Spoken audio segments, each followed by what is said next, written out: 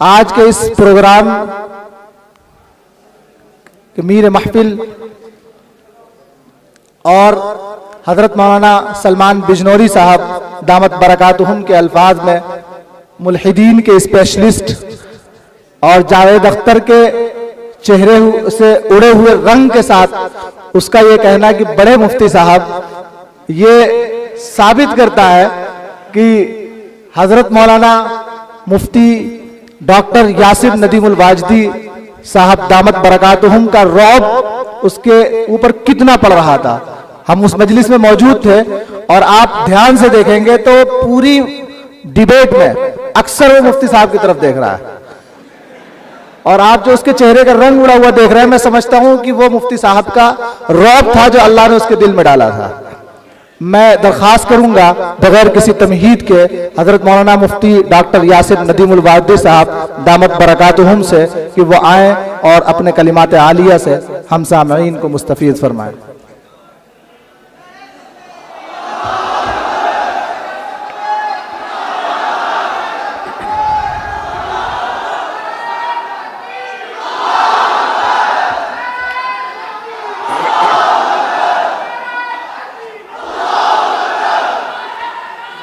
ٹھیک.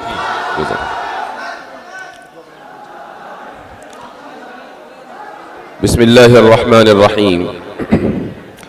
الحمد للہ رب العالمین والصلاة والسلام على سید الانبیاء والمرسلین وعلى آلہ وصحبہ اجمعین.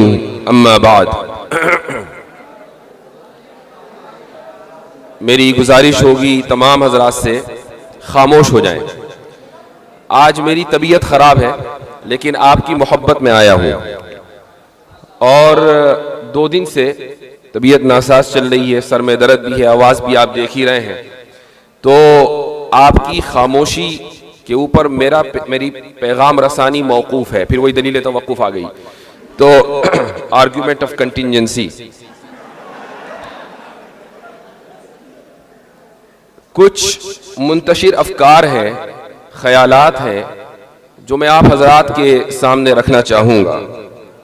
ہمارے عزیزم مفتی شمائل احمد عبداللہ نے چند باتوں کی طرف توجہ دلائی ہے, اسی کو میں آگے لے کر چلنا چاہوں گا. جو سب سے پہلی چیز ہے, ذرا خاموش ہو جائے بھائی, خاموش ہو جائیں. سب سے پہلی چیز یہ ہے کہ آپ کا اپنے اساتذہ سے کتنا تعلق ہے اور ان کا آپ کے اوپر کتنا اعتماد ہے. کل جب ڈیبیٹ ہوئی تو ڈیبیٹ سے تقریباً 3-4 گھنٹے کے بعد میرے پاس ایک فون آیا اور یہ فون تھا دارالعلوم دیوبند کے استاذ, میرے محسن استاذ حضرت مولانا مجیب اللہ گونڈوی صاحب کا دامت برکاتہم. وہ مجھے بیٹا بیٹا کہہ کر مخاطب کرتے ہیں, ہر ایک کو کرتے ہیں ماشاءاللہ, ان کا ایک خاص انداز ہے. تو وہ مجھے مبارکباد دینے لگے. میں نے کہا حضرت آپ جو کچھ بھی دیکھ رہے ہیں اس کا مکمل کریڈٹ آپ کو جاتا ہے. وہ کہنے لگے کہ کیسے؟ میں نے کہا اس لیے کہ شرح عقائد میں نے آپ سے پڑھی اور یہ حقیقت ہے. آپ نے اکثر مجھے سنا ہوگا کہ جب بھی میں نصاب پہ بات کرتا ہوں تو شرح عقائد کا ایڈورٹائز ضرور کرتا ہوں. اور شاید امام تفتازانی رحمہ اللہ کو اس وقت یہ اندازہ نہ ہوگا کہ 1000 سال کے بعد کوئی شخص اس کتاب کے تعلق سے اتنی گفتگو کر رہا ہوگا کہ مفتی طارق مسعود صاحب کے پوڈ کاسٹ سے لے کر یہاں تک ہر موقع پر شرح عقائد. مفتی شمائل صاحب نے ڈیبیٹ میں جو دلائل دیے ہیں, مفتی شمائل صاحب نے شرح عقائد نہیں پڑھی لیکن دلائل سارے وہی کے تھے.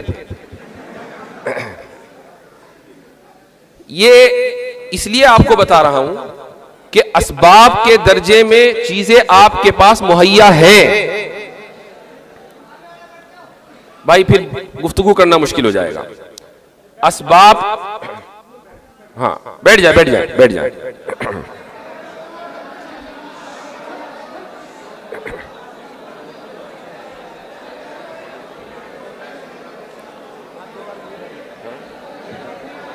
بیٹھ جائیں بیٹھ جائیں بیٹھ جائیں، پھر بولنا مشکل ہو جائے گا. تو اسباب کے درجے میں چیزیں آپ کے سامنے موجود ہیں، آپ کے لیے مہیا ہیں. میں نے آج ہی کسی سے کہا کہ حضرت نانوتوی رحمہ اللہ نے دلیل توقف کو، اور یہ جو آرگیومنٹ آف کنٹینجنسی کل سے بہت مشہور ہوا ہے، کسی کو اس کی توقع نہیں تھی کہ کانسٹیٹیوشن کلب میں کبھی بطلان تسلسل کیا جائے گا اور برہان تطبیق دی جائے گی. یہ سارے کے سارے دلائل آپ اگر ہفتوں میں پڑھتے ہیں اور شرع عقائد آپ نے پڑھی ہے تو آپ کو معلوم ہونے چاہیے.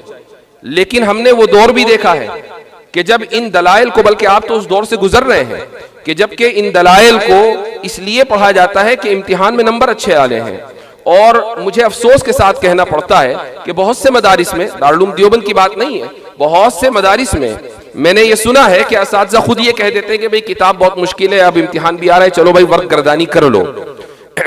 تو اگر کل ہم نے ایک ایسی ڈیبیٹ میں کہ سامنے ایک ملحد تھا، ملحدوں کا بہت بڑا چہرہ تھا، اور آڈینس میں JNU کے پروفیسرز اور کہاں کہاں کے لوگ یہ سب موجود تھے، اور وہاں دلیل توقف کے جس کو حضرت نانوتوی رحمہ اللہ نے تقریر دلپذیر میں لکھ دیا، یعنی آرگیومنٹ آف کنٹینجنسی، وہ مفتی شمائل صاحب پیش کر رہے تھے، اور بطلان تسلسل وہ مفتی شمائل صاحب پیش کر رہے تھے. یہ تصور نہیں تھا چند سال پہلے تک کہ یہ مباحث اس لیول کے اوپر ڈسکس کیے جائیں گے. لیکن الحمدللہ یہ ہمارے مدارس کا جو نصاب ہے یہ اتنا مضبوط ہے کہ صرف اس کو لسان قوم چاہیے. اگر لسان قوم آپ کے پاس آ جائے تو پیغام کے اندر کسی تبدیلی کی کوئی ضرورت نہیں ہے. تو سب سے پہلی بات تو یہ ہے کہ اساتذہ کا اعتماد. اس موقع پر ایک بات مجھے یاد آئی اور میں تحدیث نعمت کے طور پر کہنا چاہوں گا. میں ایک مرتبہ حضرت مفتی سعید پالنپوری رحمہ اللہ کی خدمت میں حاضر تھا. دارالعلوم دیوبند سے میں نے اس سال افتاء مکمل کیا تھا اور ارادہ یہ تھا کہ کہیں باہر پڑھنے جاؤں گا. تو میں حضرت کے پاس ویسے ہی مشورے کے لیے پہنچ گیا اور میں نے حضرت سے کہا کہ حضرت میں جامع ازہر پڑھنے جانا چاہتا ہوں اور آپ کا مشورہ کیا ہے. تو حضرت کا ایک خاص انداز تھا، انہوں نے کہا جاؤ. تو میں نے کہا کہ حضرت میں نے سنا ہے کہ وہاں عقائد خراب ہو جاتے ہیں. تو حضرت نے کہا کہ ہمیں تمہارے تعلق سے فکر نہیں ہے، تمہارا عقیدہ خراب ہوگا تو ہم صحیح کر دیں گے. یہ حضرت کا اعتماد تھا ایک شاگرد کے اوپر. میں جب اس واقعے کو سوچتا ہوں تو رونگٹے کھڑے ہو جاتے ہیں. اور یہ وہ بات ہے کہ مجھے اپنے راستے سے ہٹنے نہیں دیتی، چونکہ میرے استاد نے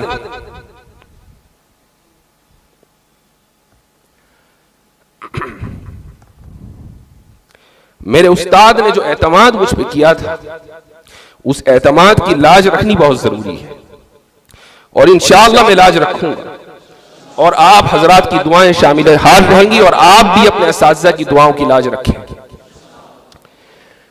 اس ڈیبیٹ کا جو نتیجہ ہے وہ بہت سے لوگ الگ الگ انداز سے اس کو ذکر کر رہے ہیں، لیکن میں ایک بہت ہی اہم چیز کی طرف توجہ دلانا چاہوں گا، اور وہ یہ کہ ہماری برادری میں، علماء کی برادری ہو، طلباء کی برادری ہو، اس میں ایک چیز کے تعلق سے جو احساس پایا جاتا ہے اور وہ یہ ہے کہ علم کلام کا احیاء ہونا بہت ضروری ہے.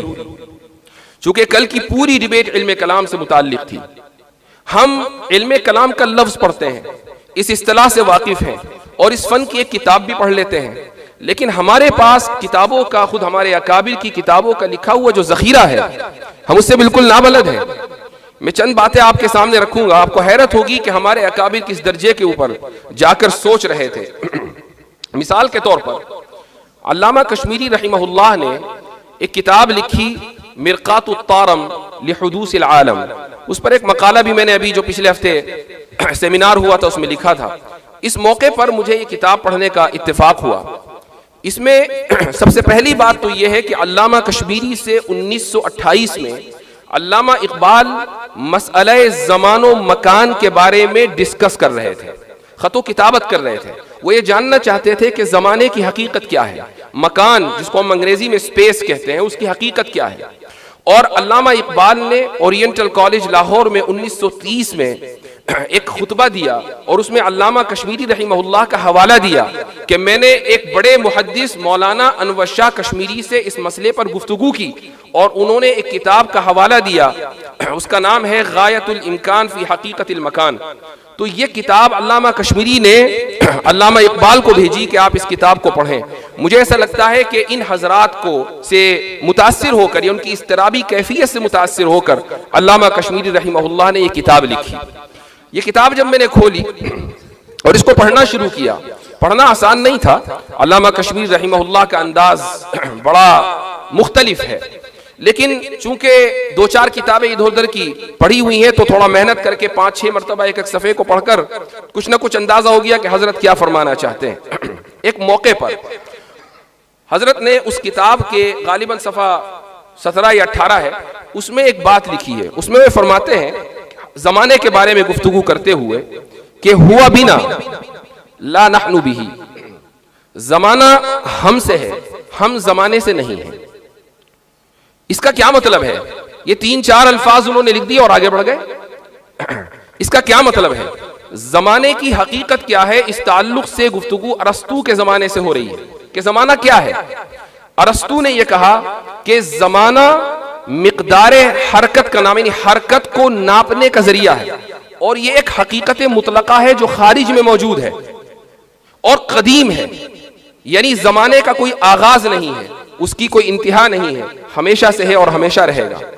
اس کے بعد پھر افلاطون آیا، اس نے کہا کہ نہیں، زمانہ حقیقت مطلقہ تو ہے لیکن مخلوق ہے، اور پھر یہ سلسلہ چلتا رہا، بہت سے فلاسفرز آئے، حکماء یونان آئے وغیرہ وغیرہ، یہاں تک کہ ماڈرن سائنس کا جو بانی ہے جس کو آئزک نیوٹن کہا جاتا ہے، اس نے ارسطو کے فلسفے کو لیا اور اس نے بھی یہ کہا کہ زمانہ is an absolute reality۔ absolute reality کا مطلب ہے کہ ایک حقیقت مطلقہ، وہی بات جو ارسطو نے کہی تھی، اور اس نے بھی زمانے کو قدیم مانا۔ یہاں تک کہ ایک مشہور فلاسفر ہے جو ماضی قریب میں بھی گزرا ہے، اس کا نام ہے کانٹ۔ کانٹ نے یہ کہا کہ زمانہ دراصل موجود ذہنی ہے، یہ ہماری ذہن کی ساخت کا نتیجہ ہے۔ کیا مطلب؟ یعنی زمانہ ہمارے ذہن کی ساخت کا نتیجہ اس لیے ہے تاکہ ہم اپنے تجربات کو مرتب کر سکیں، ورنہ ہم کبھی بھی اپنے تجربات سے استفادہ حاصل نہیں کر پائیں گے اگر زمانہ نہیں ہوگا۔ زمانہ خارج میں موجود نہیں ہے۔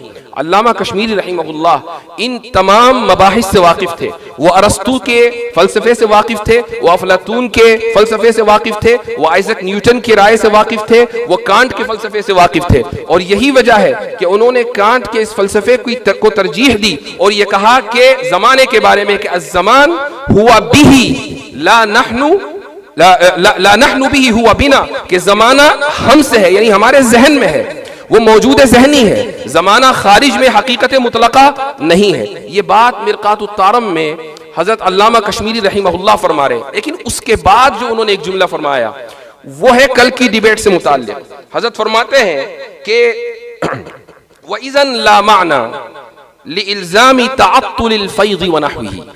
اب کیا مطلب ہے اس کا؟ عبارت بظاہر جناتی ہے لیکن اس کے پیچھے وسیع مفاہیم چھپے ہوئے ہیں۔ کل جاوید اختر نے اپنی باری میں جب وہ ڈیبیٹ کر رہے تھے تو انہوں نے ایک بات کہی، انہوں نے یہ کہا کہ بھائی خدا اگر ہمیشہ سے ہے تو وہ کائنات بنانے سے پہلے کیا کر رہا تھا؟ یہ سوال آیا تھا۔ اب اس کا جواب کہیں اور نہیں ہے، خود علامہ کشمیری نے ان 3 الفاظ میں دے دیا، اذن لا معنی لِإِلْزَامِ تَعَطُّلِ الْفَيْضِ وَنَحْوِهِ۔ کیا مطلب ہے اس کا؟ اس کا مطلب یہ ہے کہ اگر زمانہ ہم سے ہے، زمانہ خارج میں حقیقت مطلقہ نہیں ہے، تو پھر یہ اعتراض ہی لازم نہیں آتا کہ زمانے سے پہلے خدا کیا کر رہا تھا، چونکہ زمانہ تو خارج میں ہی نہیں۔ اب یہ بات 3-4 الفاظ میں حضرت علامہ کشمیری رحمہ اللہ نے اپنی کتاب کے اندر لکھ دی ہے، لیکن یہ ہماری کمی ہے کہ ہم ان مباحث سے واقف نہیں ہیں، ہم ان کتابوں سے واقف نہیں ہیں۔ تو جب میں یہاں طلبہ عزیز سے مخاطب ہوتا ہوں اور ایسا کئی مرتبہ ہوا تو میری کوشش یہ رہتی ہے کہ میں علم کلام کے احیاء کے تعلق سے طلبہ کی توجہ مبذول کراؤں، اساتذہ کی توجہ مبذول کراؤں، یہ وہ کتابیں ہیں کہ جن کو سبقاً درسن ہمیں پڑھنے کی ضرورت ہے۔ اگر یہ کتابیں ہم پڑھیں گے تو دنیا کے کسی بھی فورم پر جا کر ہم گفتگو کر سکتے ہیں، ڈیبیٹ کر سکتے ہیں، مکالمہ کر سکتے ہیں۔ ضروری یہ ہے کہ آپ اپنے اسلاف کی تراث سے جڑیں اور ان کی لکھی ہوئی کتابوں اور ان کی چھوڑی ہوئی تحریرات سے آپ استفادہ کریں، تب جا کر یہ ممکن ہوگا کہ آپ ان فورمز پر جا کر گفتگو کر سکیں گے۔ ایک اور بات کل کی ڈیبیٹ میں آئی تھی، اور وہ یہ تھی کہ جب ویسے عام طور سے سوال جواب ہوتا ہے اور خصوصاً جب اتنا ٹینسڈ ماحول ہو، آپ کو اس کا اندازہ نہیں ہے، چونکہ ہم اس کمرے میں موجود تھے جہاں 200 افراد تھے اور ماحول بڑا ٹینس تھا۔ ابھی مفتی شمائل صاحب اپنی بات کر رہے تھے، اب یہ تھا کہ بھئی اب جاوید اختر کیا کہیں گے، وہ جاوید اختر نے اپنی بات کہی، میرے ذہن میں یہ چل رہا تھا کہ مفتی شمائل کیسے اس کا جواب دیں گے، اور ٹینس ماحول، ہر ایک آدمی اس سے متاثر تھا۔ اب سوال و جواب کا سیشن شروع ہوا تو بات جینوسائیڈ کے اوپر آ گئی، غزہ میں جو حالات چل رہے ہیں، کہ بھئی اللہ تعالیٰ اگر عادل ہے اور اس کی صفت عادل ہے تو پھر آخر وہ ظلم کو روا رکھے ہوئے کیوں ہے، وہ مداخلت کر کے اس ظلم کو کیوں نہیں روک دیتا۔ یہ بات وہاں آئی اور مفتی شمائل صاحب نے جو جواب دیا وہی حقیقی جواب ہے۔ جواب یہ تھا کہ اللہ تعالیٰ الحکیم ہے، وہ العلیم ہے، یعنی اس کی حکمت انلیمیٹڈ، انفینٹ، یعنی غیر محدود ہے، اور اس کا علم غیر محدود ہے۔ اگر آپ اس کے ایک ایک فعل، جو خود افعال اس کے غیر محدود ہیں، ایک ایک فعل کی حکمت کو جاننے کا مطالبہ کریں تو آپ خود اپنے آپ کو العلیم بنانا چاہتے ہیں، جو ممکن نہیں ہے۔ چونکہ اگر آپ کے ذہن میں تمام کی تمام غیر محدود حکمتیں آ جائیں تو علم غیر محدود ہو جائے گا، اور پھر آپ بھی الحکیم ہوں گے اور آپ بھی العلیم ہوں گے، اور یہ ممکن نہیں ہے۔ تو اس لیے اللہ تعالیٰ کی ہر حکمت کو جاننا ممکن نہیں ہے۔ تو اللہ کی کوئی نہ کوئی حکمت ہوگی کہ بچے مرتے ہیں، عورتوں کا ریپ ہوتا ہے اور نقصان ہوتا ہے، زلزلے آتے ہیں اور طوفان آتے ہیں اور طرح طرح کی آفات و بلیات و مصائب آتے ہیں، یہ اللہ تعالیٰ کی اس میں حکمتیں ہیں۔ لیکن یہاں پر ایک بات کا اور اضافہ میں کرنا چاہوں گا۔ حضرت شاہ صاحب رحمہ اللہ نے حجت اللہ البالغہ میں شروع میں ایک مبحث ذکر کیا ہے، اور یہ ہے حسن اور قبح کا۔ بالکل شروع میں یہ مبحث آتا ہے، اس میں اشاعرہ کا جو انہوں نے نظریہ پیش کیا ہے وہ یہ ہے کہ اشاعرہ کے نزدیک حسن اور قبح نقلی ہے، عقلی نہیں ہے۔ کیا مطلب؟ اس کا مطلب یہ ہے کہ اللہ نے جس کام کو حسن قرار دیا، جس کا حکم دیا وہ حسن ہے، اور اللہ نے جس کام سے روکا وہ قبیح ہے، اور اللہ کے کسی بھی فعل میں اور کسی بھی کام میں قبح ممکن نہیں ہے۔ یہ اشاعرہ کا نقطہ نظر ہے۔ اب اس نقطہ نظر کو اس سوال کے اوپر فٹ کریں، جب اللہ کا کوئی بھی کام قبیح نہیں ہے، اس کا ہر کام حسن ہے، اور مالک الملک ہے، وہ اپنی ملکیت میں جس طریقے سے چاہے تصرف کرے۔ آپ لبرلز کو یہ کہیں کہ بھائی تم عورتوں کو ابورشن کی اجازت دیتے ہو، کیوں؟ وہ یہ کہتے ہو کہ بھائی میرا جسم میری مرضی کا اصول ہے نا، یہ اس عورت کا جسم ہے، اس کی مرضی ہے، وہ چاہے اسقاط حمل کرائے یا اسقاط حمل نہ کرائے، تم اس کو مکمل تصرف کا اختیار دیتے ہو، یہاں تک کہ پیٹ میں پلنے والے بچے کی جان لینے کا اختیار دیتے ہو۔ یہ اختیار تم خدا کو کیوں نہیں دیتے؟ کیا یہ اس کی ملکیت نہیں ہے؟ کیا ہم اس کے مملوک نہیں ہیں؟ کیا یہ دنیا اس کے تصرف میں نہیں ہے؟ صاحب تصرف اور صاحب ملک اپنی ملکیت میں جس طریقے سے چاہے تصرف کرے وہ حسن ہی حسن ہوگا۔ ایک مجسمہ ساز اگر مجسمہ بنانے کے بعد مجسمہ توڑ دے تو کون ہے جو اس سے سوال کرے؟ ایک تصویر بنانے والا تصویر بنانے کے بعد تصویر کو پھاڑ دے تو کون ہے جو اس سے سوال کرے؟ خدا نے اس جہاں کو بنایا ہے، سوارا ہے، یہ خدا جانے کہ وہ اس جہاں کے ساتھ کیا کرے گا۔ یہ اشاعرہ کا نقطہ نظر ہے جو حجت اللہ البالغہ میں ذکر کیا گیا ہے۔ یہ جو میں نے یہ سارے مباحث جو آپ کے سامنے میں ذکر کر رہا ہوں اور ڈیبیٹ سے جو کل مکالمہ ہوا ہے اس کا ریفرنس دے رہا ہوں، یہ صرف بتانا مقصد ہے کہ آپ کے پاس وہ تمام مباحث کتابوں میں لکھے ہوئے ہیں۔ یہ کوئی کتابیں یورپ سے نہیں آئی ہیں کہ جن کو پڑھ کر مفتی شمائل نے کل جوابات دیے تھے۔ یہ کتابیں کوئی ایسی لائبریریوں میں نہیں ملتی کہ جہاں آپ پہنچ نہ سکیں، یہ ایسی زبانوں میں نہیں لکھی ہوئی ہیں جس کو آپ پڑھ نہ سکیں، یہ آپ ہی کی زبان میں لکھی ہوئی ہیں، آپ ہی کی بڑوں کی لکھی ہوئی ہیں، آپ ہی کے یہاں دستیاب ہے، اور بہت سو کے یہاں الماری میں رکھی ہوئی بھی ہے۔ کام صرف اتنا کرنا ہے کہ اٹھانا ہے اور پڑھنا ہے۔ تو میرے بھائیوں، دوستو، میرا صرف یہی پیغام ہے کہ اپنے آپ کو آپ اپنے اکابر کے منہج سے اور ان کی تراث سے جوڑیں، اور انشاءاللہ آپ دیکھیں گے کہ آپ میں کا ہر ایک شخص مفتی شمائل ہوگا، آپ میں کا ہر ایک شخص اس مرتبے پر فائز ہوگا کہ جہاں اللہ سبحانہ و تعالی آپ سے احقاق حق اور ابطال باطل کا کام لے گا۔ مفتی شمائل صاحب نے آخر میں ایک بات ذکر کی اور بڑی اچھی ذکر کی، اور وہ یہ کہ طرح طرح کا تعصب مختلف جگہوں پر پایا جاتا ہے۔ ایک نئی قسم کا تعصب ہے ادارہ جاتی تعصب۔ مفتی شمائل اگر نہ بھی کہتے تو میں یہ بات ضرور کہتا ہوں کہ کل کے بوسے نے اس تعصب کی دیوار کو ختم کر دیا تھا۔ یہ حقیقت ہے کہ آج اگر ایک ندوی فاضل کا دیوبند کے طلبہ استقبال کر رہے ہیں تو اگر تعصب کسی کے ذہن میں ہوتا تو یہ استقبال نہ ہو رہا ہوتا۔ مفتی شمائل صاحب آج کے دن کے ہیرو ہیں، اور ندوے سے پہلے دیوبند آئے ہیں، اور اس کے بعد انشاءاللہ ندوے جائیں گے، اور میں بھی انشاءاللہ شاید جاؤں، ابھی طے نہیں ہے، اب وہ خبر پہنچ جائے گی وہاں، وہ منہ سے نکل گیا، واپس لیتا ہوں، رجوع کرتا ہوں۔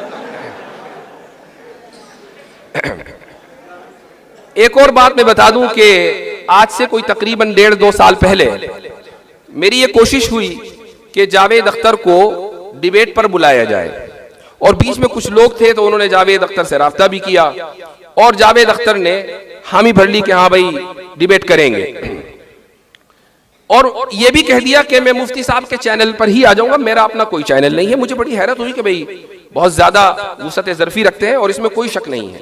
ہماری ان سے ذاتی طور پر بھی ملاقات ہوئی ہے۔ میں ابھی جو حضرت والا فرما رہے تھے کہ ان کے لیے دعا کرنی چاہیے، ان کی ہدایت کے لیے دعا کرنی چاہیے، یہ بہت اہم بات تھی، تو انہوں نے اس کو قبول کر لیا۔ لیکن پھر کسی من چلے نے اویس اقبال والی ویڈیو ان کو دکھا دی، اور انہوں نے کہا کہ بھائی میں ان سے ڈیبیٹ نہیں کروں گا، اس لیے کہ یہ تو بولنے ہی نہیں دیتے۔ پھر بات ختم ہو گئی۔ پھر انہوں نے کہا کہ میں شکاگو آ رہا ہوں، وہاں ہی مفتی صاحب رہتے تو وہیں بات کر لیں گے۔ وہ آئے لیکن کوئی ایسی صورتحال نہیں بن پائی اور گفتگو ان سے نہیں ہوئی۔ جب ہم پرسوں ان سے ملے، ڈیبیٹ سے ایک دن پہلے میں اور مفتی شمائل صاحب ان سے ملے، ان کی ٹیم سے 2-3 لوگ اور تھے، تو وہ مجھے دیکھ کر کہنے لگے کہ میں نے آپ کی وہ اویس اقبال والی ویڈیو دیکھی ہے، آپ نے بہت ہی سنجیدگی سے کلام کیا ہے، اور آپ نے مکمل موقع دیا ہے سامنے والے کو بولنے کا۔ تو میرے ذہن میں آیا کہ ابھی 1.5 سال پہلے آپ نے یہ کہہ کر مناظرے سے پیچھا چھڑایا تھا کہ میں بولنے نہیں دیتا، اور ابھی وہی ویڈیو آپ اس کی تعریف کر رہے ہیں ماشاءاللہ۔ لیکن چونکہ ہر چیز کا ایک وقت مقرر ہوتا ہے، اس کے لیے رجال متعین ہوتے ہیں، اس کے لیے افراد متعین ہوتے ہیں۔ اس کام کے لیے اللہ تعالیٰ نے مجھے نہیں، مفتی شمائل صاحب کو چنا تھا۔ اللہ تعالیٰ نے اس کام کے لیے مفتی شمائل صاحب کو توفیق دی تھی، ان کے لیے یہ توفیق لکھی گئی تھی، اس لیے میں چاہے جتنا بھی زور لگا لیتا یہ کام ہونے والا نہیں تھا۔ ہاں اتنا ضرور ہے، اور میں تحدیث نعمت کے طور پر یہ کہوں گا، اور میں نے مفتی صاحب سے بھی یہ کہا کہ بھائی میں صرف یہ چاہتا ہوں کہ اس پورے کام میں تھوڑا سا حصہ میرا ہو جائے، صرف اسی نیت سے میں آپ کے ساتھ لگا ہوا ہوں، اور جو کچھ بھی تیاری ہو رہی ہے اس میں مشورے میں شامل ہوں۔ باقی ان کی اپنی محنت ہے، اور یہ ان کی تواضع اور انکساری ہے کہ انہوں نے سارا کریڈٹ اپنے اساتذہ کو دیا، اور ان میں مجھے بھی شامل کر لیا، فجزاہ اللہ احسن الجزا۔ آخر میں صرف یہی کہوں گا کہ اپنے اکابر کی تراث کو پکڑے رکھیں، اپنے اکابر کی کتابوں کو پڑھیں۔ کانٹ سے زیادہ حضرت تھانوی رحمۃ اللہ علیہ کا فلسفہ ہے۔ کانٹ کا فلسفہ حضرت تھانوی رحمہ اللہ کے فلسفے کے سامنے کوئی حیثیت نہیں رکھتا۔ حضرت تھانوی کے ملفوظات ہی آپ پڑھ لیں تو آپ کو حیرت ہوگی کہ حضرت نے کیا کیا چیزیں لکھی ہیں۔ انتباہات مفیدہ پڑھیں، اشرف الجواب پڑھیں، حجت اللہ البالغہ پڑھیں، ابقات پڑھیں جو شاہ اسماعیل شہید کی لکھی ہوئی ہے۔ اسی طریقے سے حضرت نانوتوی رحمہ اللہ کی کچھ کتابیں ہیں، آپ ان کو پڑھیں۔ تو ان کتابوں کو جب آپ پڑھیں گے تو آپ بھی انشاءاللہ اسی میدان میں اس لیول پر کام کر رہے ہوں گے کہ کل آپ کے لیے استقبالیے دیے جائیں گے۔ جزاکم اللہ خیر الجزا، وآخر دعوانا ان الحمدللہ رب العالمین۔ اچھا، یہ مولانا محمود صاحب نے ہم آج کی اس انجمن فکر و تحقیق کی طرف سے یہ جو آج کے پروگرام کا انعقاد کیا ہے تو میں شکر گزار ہوں، اپنی طرف سے بھی شکریہ ادا کرتا ہوں، مفتی شمائل صاحب کی طرف سے بھی شکریہ ادا کرتا ہوں کہ آپ حضرات نے ہمیں یہاں بلایا، یاد کیا، اور طلبہ کے سامنے آپ ہمیں لے کر آئے۔ فجزاکم اللہ خیر الجزا۔